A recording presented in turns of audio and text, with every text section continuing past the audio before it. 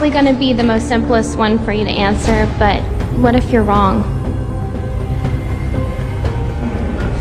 Well, what if I'm wrong? I mean, anybody could be wrong. We could all be wrong about the flying spaghetti monster and the pink unicorn and the flying teapot. You happen to have been brought up, I would presume, in the Christian faith. You know what it's like not to believe in a particular faith because you're not a Muslim, you're not a Hindu. Why aren't you a Hindu? Because you happen to have been brought up in America, not in India. If you'd been brought up in India, you'd be a Hindu. If you were brought up in Denmark in the time of the Vikings, you'd be believing in Wotan and Thor. If you were brought up in classical Greece, you'd be believing in Zeus. If you were brought up in Central Africa, you'd be believing in the great Juju up the mountain. There's no particular reason to pick on the Judeo-Christian God in which by the sheerest accident you happen to have been brought up, and ask me the question, what if I'm wrong? What if you're wrong about the great Juju at the bottom of the sea?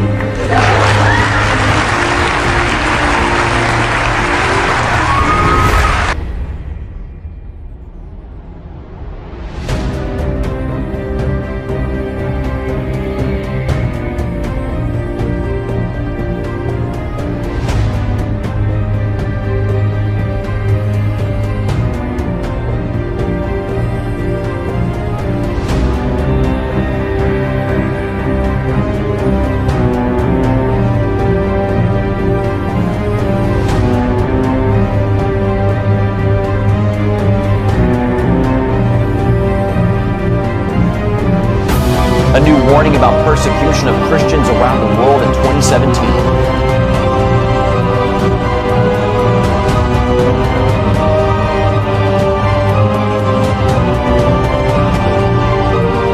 A ministry called Release International warns that violent attacks on Christians are expected to increase based on the trends from 2016. Trends don't look good in India and China either.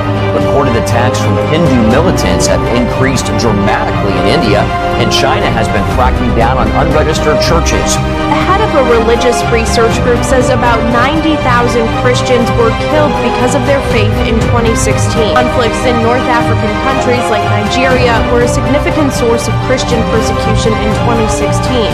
Open Doors USA reported a 62% increase in violent killings of Christians at the hands of Islamist militant groups like Boko Haram.